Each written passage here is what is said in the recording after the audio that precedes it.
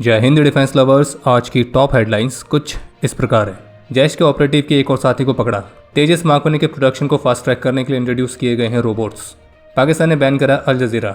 Idea force Indian arm forces के लिए बना रही है येती। और पाकिस्तान ने भारत के साथ लगने वाली सीमाओं पर डिप्लॉय किया अच्छी खासी संख्या में चाइनीज आर्टिलरी गन्स।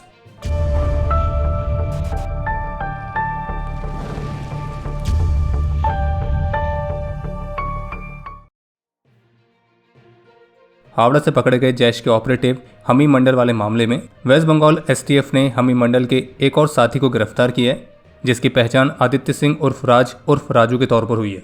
और इस आदित्य सिंह को मिलाकर अभी तक इस मामले पर टोटल 3 लोग गिरफ्तार हो चुके हैं। एक है हमी मंडल, उसकी गर्लफ्रेंड अर्पिता सरकार और अब ये आदित्य सिंह। और ये जो गिरफ्तारी है ये इन्वेस्टिगेशन के दौरान निकल के सामने आए कुछ स्पेसिफिक लीड्स के आधार पर की गई है।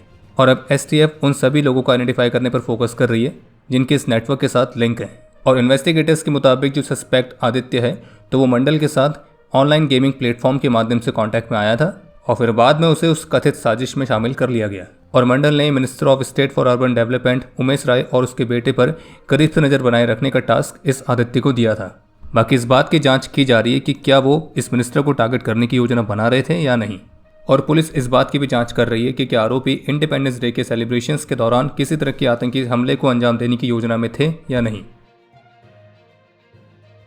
द वीक की रिपोर्ट के मुताबिक तेजस मार्क 1 की मैन्युफैक्चरिंग प्रोसेस को फास्ट ट्रैक करने के लिए अब एचएल ने रोबोट्स का इस्तेमाल भी शुरू किया है, जो कि कंसिस्टेंसी को इंप्रूव करने के साथ साथ ह्यूमन एरर को कम करेगी। और जैसे कि एचएल की योजना है तेजस के प्रोडक्शन को 30 एयरक्राफ्ट पर ईयर तक एक्सपेंड करना, तो इस टारगेट को अचीव करने के प्रयास के हिस्से के तौर पर ही रोबोटिक ड्रिलिंग जैसे मैन्युफैक्चरिंग ऑटोमेशन को इंट्रोड्यूस किया गया है। और ऑब्वियसली तेजस मार्क 1 के लिए जो मैन्युफैक्चरिंग नो हाउ डेवलप होगा तो ये आगे चलकर भारत के भविष्य के प्लेटफॉर्म्स जैसे कि तेजस मार्क 2, एमका, टेट बीएफ तो उनको भी फायदा देगा। और द वीक की रिपोर्ट में बताया गया कि एयरक्राफ्ट की फ्यूजलाज में जो ड्रिलिंग का कार्य है उसमें कई हजार होल्स करने पड़ते हैं और वो भी बहुत ही एक्सट्रीम टाइट टॉलरेंस के साथ। और हर एक विंग में लगभग 8000 होल्स, यानी कि दोनों विंग्स को मिलाकर टोटल 16000 होल्स, और वो भी एक प्रिसिशन के साथ। और एक छोटी सी मिस्टेक भी फ्यूल लीक्स क्रिएट कर सकती है और विंग की जो स्ट्रेंथ है उसको कम कर सकती है। और द वीक की रिपोर्ट के मुताबिक अभी तक इस कार्य को स्किल्ड टेक्नीशियंस के द्वारा मैन्युअली किया जाता था और इसी वजह से एक सिंगल होल में ड्रिलिंग करने के लिए 25 से 35 मिनट तक का समय लगता था। तो आप समझ ही सकते हैं कि पूरे एयरक्राफ्ट में जो होल्स करने हैं जो कि कई हजार हैं तो उसमें कितना समय लगेगा। लेकिन जो रोबोटिक सिस्टम इंट्रोड्यूस किया गया है तो वो अब हर एक होल को 60 सेकंड से भी कम समय में कर सकता है, और वो भी एब्सोल्यूट प्रिसिशन के साथ।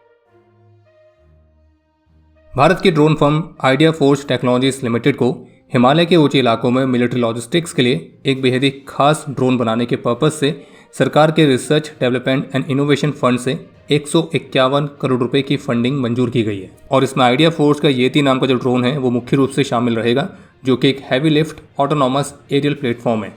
इसे दुनिया के हाईएस्ट टेरेन और सबसे एक्सट्रीम इन्वायरमेंट में ऑपरेट करने के हिसाब से डिज़ाइन किया गया है। जो येती है वो autonomous vertical take off capability वाला प्लेटफॉर्म होगा, जिसमें 200 किलोग्राम्स तक की पेलोड कैपेसिटी होगी और इसकी रेंज लगभग 200 किलोमीटर तक होने वाली है। और ये छोटे और सेमी प्रिपेयर्ड लॉन्च पैड से टेक ऑफ करने और डे एंड नाइट ऑपरेशंस को परफॉर्म करने में सक्षम होगा।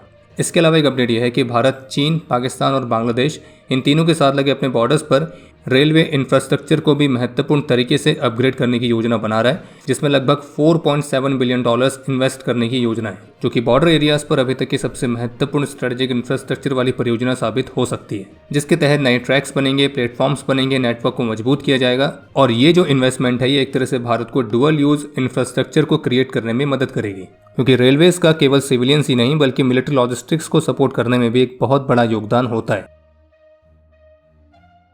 तो जैसे कि आप सभी जानते हैं कि पीओजे की सिचुएशन जो कि काफ़ी समय से बद से बदतर होती जा रही है, और जो इंटरनेशनल मीडिया भारत के जंतर मंतर प्रोटेस्ट को बिल्कुल करीब से एक एक पार्ट उसका कवर कर रहे थे, तो उसमें से एक भी मीडिया ने शुरुआत में पीओजे की सिचुएशन पर कुछ भी बात नहीं करी। लेकिन अब कुछ इंटरनेशनल मीडिया हाउसेस हैं जो कि निकल के सामने आए हैं जो कि पीओजे की सिचुएशन को कवर कर रहे हैं। तो ऐसा ही एक नाम है अल जजीरा का, जो कि पीओजे में चल रहे प्रोटेस्ट और पाकिस्तानी मिलिट्री द्वारा प्रोटेस्टर्स के खिलाफ किए जाने वाले वायलेंस, उन सभी चीज़ों को कवर कर रही थी। तो पाकिस्तान ने अल जजीरा की रिपोर्टिंग को सिलेक्टिव बताते हुए उसे येलो जर्नलिज्म कहा है और ये आरोप लगाया कि अल जजीरा की रिपोर्टिंग पीओजे के चुनावों को अवैध साबित करने की कोशिश कर रही है।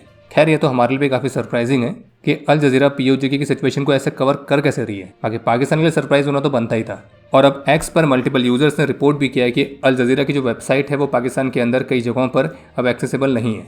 और कुछ ऐसी रिपोर्ट्स भी हैं जो कि इस बात की पुष्टि करती है कि लोकल और कुछ रीजनल डिजिटल न्यूज़ डोमेन को ब्लॉक करने के साथ साथ देश के कुछ हिस्सों में अल जजीरा इंग्लिश समेत इंटरनेशनल ब्रॉडकास्टर्स भी उपलब्ध नहीं है। और खैर, इसे कहते हैं एक्चुअल में प्रेस फ्रीडम को दबाना। और ये सब हो रहा है पाकिस्तान की हाइब्रिड रिजिम के अंदर, जिसको लीड करता है पाकिस्तान का army chief field marshal Asim Munir. और जबकि खैबर पख्तूनख्वा से भी एक रिपोर्ट सामने आई है जहां पे पीसफुल रैली में एक ब्लास्ट हुआ था जिसमें करीब 13 लोगों के जान जाने की रिपोर्ट्स हैं।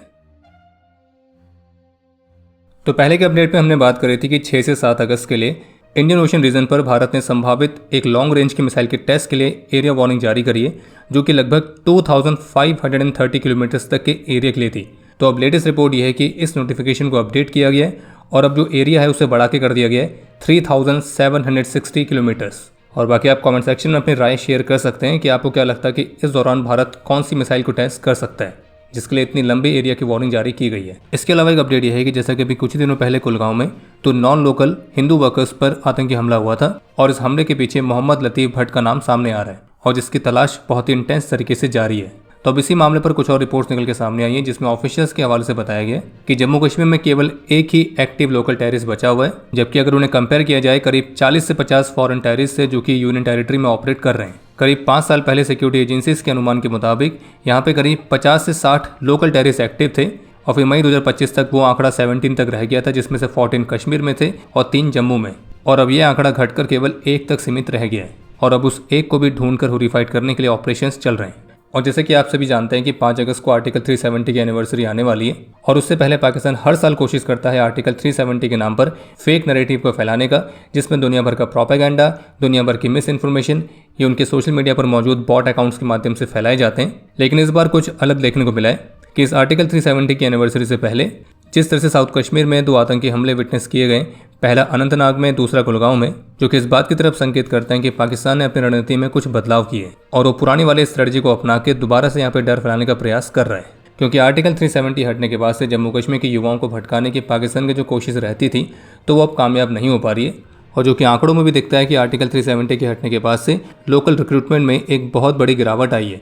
और आंकड़े ये बताते हैं कि आर्टिकल 370 के हटने के बाद से जम्मू कश्मीर में 77% तक आतंकी घटनाओं में कमी आई है और जो पत्थरबाजी वाली घटनाएं होती हैं वो तो लगभग खत्म हो गई हैं। और इसी वजह से अब जो आतंकी हैं वो नए नए अवसरों की तलाश कर रहे हैं घाटी के पीसफुल एटमॉस्फेयर को डिस्टर्ब करने का। और सोशल मीडिया पर आर्टिकल 370 को लेकर पाकिस्तान का प्रोपेगेंडा ऑलरेडी शुरू हो चुका है। वैसे हमारे देश में भी कुछ ही दिनों पहले कुछ लोग ऐसे दिखे थे जो कि आर्टिकल 370 को रिस्टोर करने की मांगे रख रहे थे और ऐसा प्रतीत हो रहा है कि जम्मू कश्मीर की डेवलपमेंट उनको रास नहीं आ रही है। और कुछ इनपुट्स ऐसे भी हैं कि पीओजेके की सिचुएशन से दुनिया का ध्यान हटाने के लिए पाकिस्तान इस बार आर्टिकल 370 के नाम पर कुछ नए और बड़े प्रोपेगेंडा की योजना में है और इसलिए आर्टिकल 370 को लेकर प्रोपेगेंडा फैलाने वाले अगर अकाउंट्स आपको दिखते हैं तो उनको रिपोर्ट जरूर करें।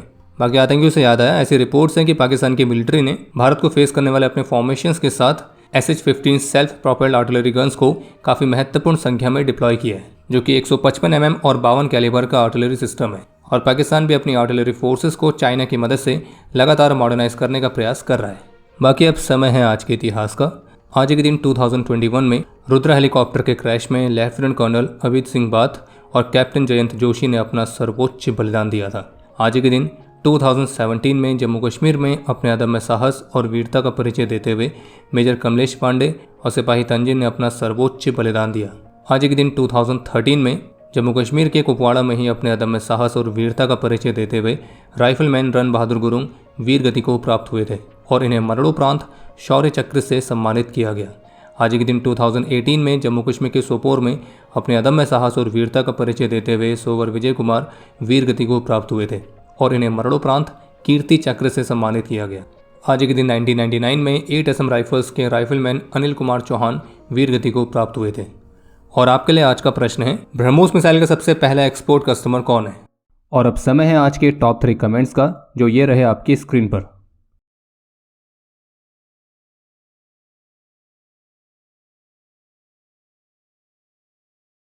उम्मीद है आपको आज का एपिसोड पसंद आया होगा।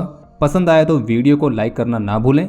आपके कोई भी सुझाव या सवाल हो तो उसके लिए कमेंट सेक्शन ओपन है। और अगर आप डिफेंस रिलेटेड और भी एक्सक्लूसिव कंटेंट में दिलचस्पी रखते हैं तो आज ही प्ले स्टोर से डिफेंस स्क्वाड की सुपर ऐप को डाउनलोड करना ना भूलें।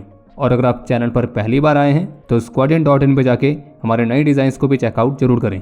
बाकी जल्द मिलेंगे नए एपिसोड के साथ। तब तक के लिए जय हिंद, जय भारत।